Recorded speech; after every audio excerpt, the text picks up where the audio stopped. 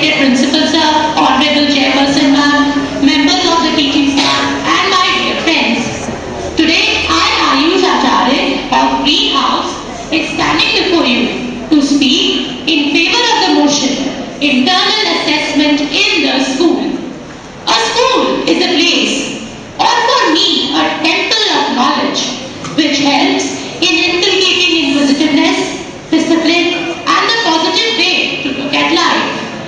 All these qualities are required for your tomorrow, future, in which a major role is played by the assessment system, which helps the student in getting a fair and unbiased outcome of his efforts. This helps him to grow into a pearl from a speck of sand in the oyster.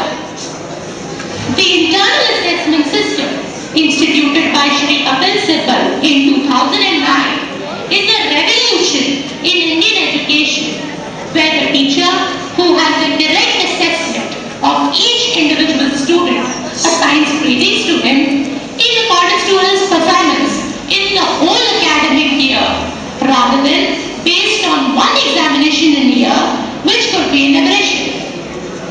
In the external system of assessment, the fear of the unknown haunts the child. Where, what, how, which questions, pattern would be followed in the paper. The society, school, teachers, parents, elders, pressure is from every corner on the young mind to perform. Therefore, in this system, examination and stress are hand in glove. Many of my fellow students and listeners would have heard the sad cases of suicides by students who could not bear the stress of this one examination in a year on which their whole future could be decided.